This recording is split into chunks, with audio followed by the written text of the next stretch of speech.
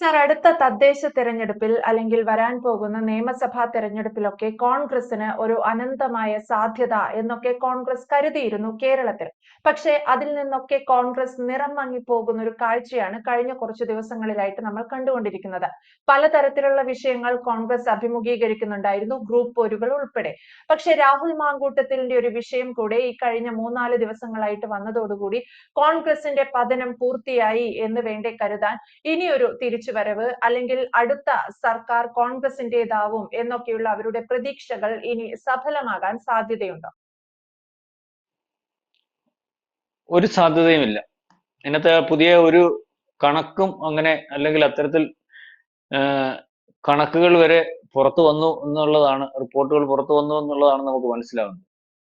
അല്ലെങ്കിൽ തന്നെയും വളരെ ദയനീയമാണ്. നമ്മൾ ഈ പറയുമ്പോൾ ഇവിടുത്തെ മാധ്യമങ്ങൾ പറയുന്നത് പോലെയും അല്ലെങ്കിൽ മറ്റു പല ആൾക്കാർ സാധാരണക്കാർ ചർച്ച ചെയ്യുന്നത് പോലെയും ഇത്തരത്തിൽ മറ്റു പല പാർട്ടികൾ അതിന്റെ എതിരായിട്ട് നിൽക്കുന്ന പ്രധാനപ്പെട്ട പാർട്ടി LDF വലിയ കുഴപ്പമാണ്, നാളെ അധികാരത്തിൽ വരത്തില്ല, അല്ലെങ്കിൽ അതിനകത്ത് നേതാക്കന്മാരെ ആക്ഷേപിച്ചു, അല്ലെങ്കിൽ മുഖ്യമന്ത്രിയെ ആക്ഷേപിച്ചു, പാർട്ടി സെക്രട്ടറി ആക്ഷേപിച്ചു, അല്ലെങ്കിൽ മുഖ്യമന്ത്രി മകളുടെ ആക്ഷേപിച്ചു, മന്ത്രിമാരെ ആക്ഷേപിച്ചു, ഇങ്ങനെ പോകുമ്പോൾ അല്ലെങ്കിൽ അഴിമതി പറയുമ്പോൾ അതിനകത്ത് വലിയൊരു ആൾക്കാർ ചർച്ചയാകുമ്പോഴൊക്കെ നമ്മൾ പരിശോധിക്കേണ്ടത് ഇത് കുറെ ആൾക്കാരുടെ ഇടയിൽ ചർച്ച വരുമ്പോഴും ഒരു ഇലക്ഷനെ ഫേസ് ചെയ്യുന്ന ഒരു അവസ്ഥയിൽ പാർട്ടികൾ വരുമ്പോൾ അത് കോൺഗ്രസ് ആയാലും BJP ആയാലും ഈ പറയുന്ന CPM ആയാലും ആ ആ ഒരു അവസരത്തിൽ ഇതെല്ലാം മറികടന്ന് രാഷ്ട്രീയം ചർച്ചയാകുന്ന ഒരു രീതിയും പാർട്ടികളുടെ ബലാബലം പരിശോധിക്കുന്ന ഒരു രീതിയും ഒക്കെ ആ കൂടാതെ നമ്മൾ മത്സര രംഗത്ത് നിൽക്കുന്ന ആൾക്കാരെ ആ പ്രദേശത്തുള്ള ആൾക്കാർ എങ്ങനെ കണക്കാക്കുന്നു എന്നുള്ള ഒരു രീതിയും ഒരുപക്ഷെ ഈ പറയുന്ന പോലെ ഇലക്ഷന് ജയിക്കുന്നതിന് സാധ്യമാണ്. അതുകൊണ്ടാണ്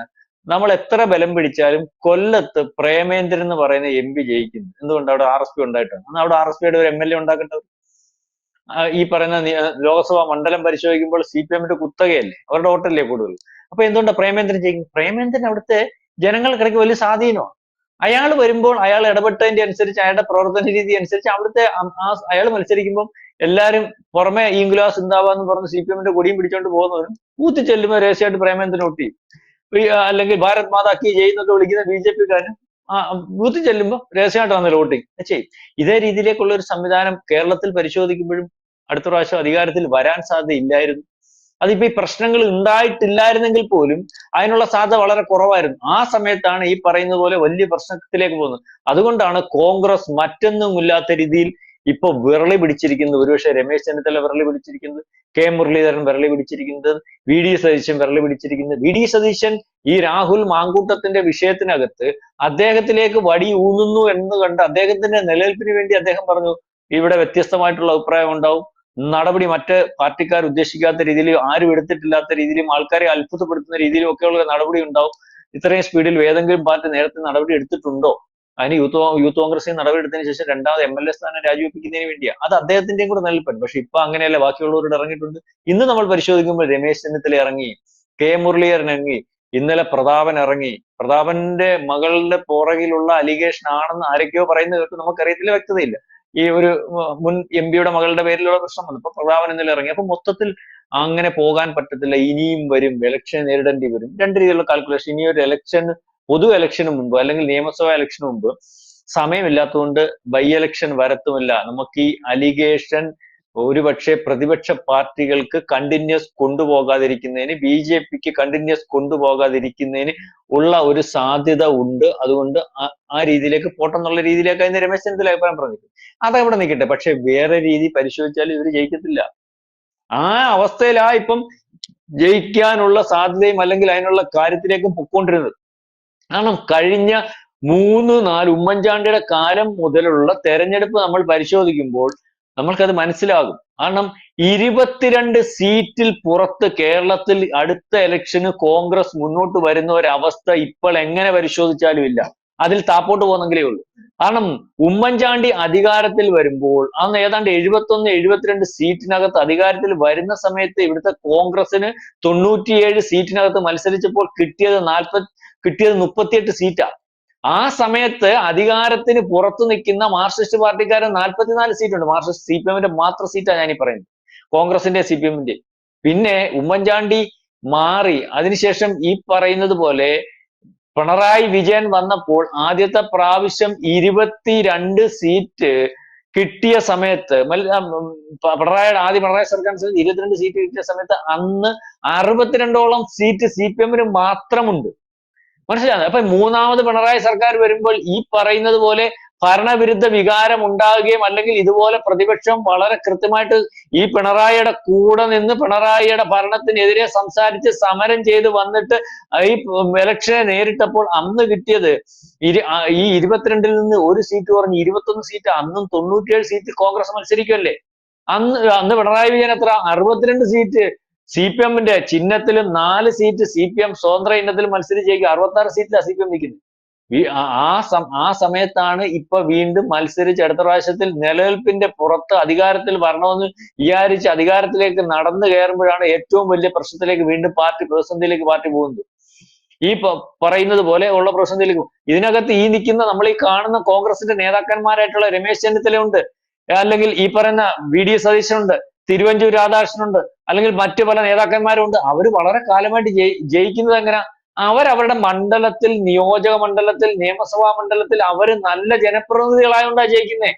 അതുകൊണ്ടാണ് ആലപ്പുഴയിൽ ഒരു സീറ്റ് പോലും കോൺഗ്രസിന് ഇല്ലാതെ ഇരിക്കുന്ന സമയത്ത് രമേശ് ചെന്നിത്തല അവിടെ ജയിക്കുന്നത്. അപ്പൊ നമ്മൾ മനസ്സിലാക്കേണ്ടതെന്ന് പറഞ്ഞാൽ ഇതുപോലെ ജനങ്ങളുടെ ഇടയ്ക്ക് ജനപിന്തുണയുള്ള നേതാക്കന്മാരാണ് മറ്റു പല പാർട്ടികളെയും, CPI-യുടെയും CPM-ന്റെയും ഒക്കെ. അവരുടെ ഘടകകക്ഷിയായിട്ടുള്ള മുസ്ലിം ലീഗിന്റെ. അതുകൊണ്ട് മുസ്ലിം ലീഗിനെ അവിടെ തോൽപ്പിക്കാൻ പറ്റത്തില്ല.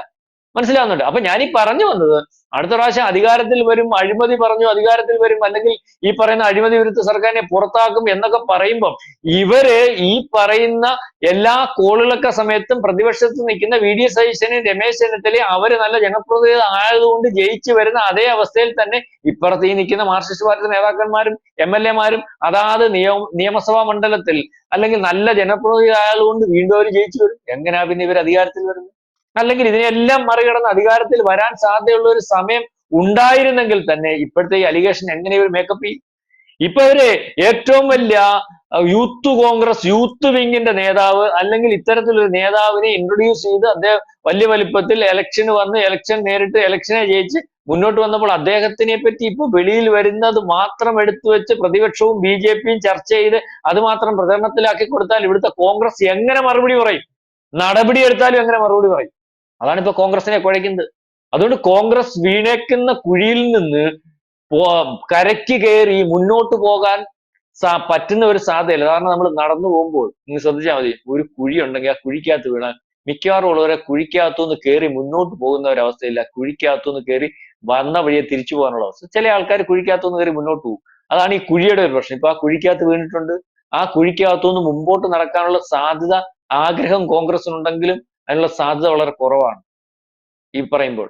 അല്ലാതെ അടുത്ത ഇലക്ഷന് ജയിക്കാനുള്ള സാധ്യത. അതുകൊണ്ടാണ് ഇന്നലെ നിലനിൽപ്പിന് വേണ്ടി VD സതീശൻ MLA സ്ഥാനം രാജിവെപ്പിക്കാൻ നിന്നപ്പോൾ ഇന്ന് അകത്തപ്പോരെ അല്ലെങ്കിൽ മൂപ്പിച്ചുകൊണ്ടിരുന്ന, അകത്തപ്പോരിന് വേണ്ടി രാഹുലിനെ ഉപയോഗിച്ചുകൊണ്ടിരുന്ന, അകത്തപ്പോരിന് ED സതീശനെ ഒതുക്കുന്നതിന് വേണ്ടി ഈ പറയുന്ന മാങ്കൂട്ടത്തിന്റെ വിഷയം കോൺഗ്രസ് പ്രയോഗിച്ചുകൊണ്ടിരുന്നപ്പോൾ ഇന്ന് ആ പ്രയോഗിച്ചുകൊണ്ടിരുന്നവർക്ക് പോലും മനസ്സിലായി ഈ വിഷയം, രാഹുൽ വിഷയം, രാഹുലിനെ സംരക്ഷിച്ച് നിന്നാൽ, MLA സ്ഥാനം രാജിവെപ്പിക്കാതെ നിന്നാൽ ഈ പറയുന്ന കോൺഗ്രസിനെ മുക്കി അതിന്റെ കൂടെ നമ്മളും മുങ്ങി തീരുന്ന ഒരവസ്ഥയിലേക്ക് ഉണ്ട് കാര്യങ്ങൾ. മാത്രവുമല്ല, രണ്ടാമത് വേറൊരു വിഷയം കൂടെ അതിനകത്തുണ്ട്. നമ്മൾ വേറെ രീതിയിൽ പരിശോധിച്ചാൽ, രാഷ്ട്രീയമാകുമ്പം പല രീതിയിൽ പരിശോധിക്കാം.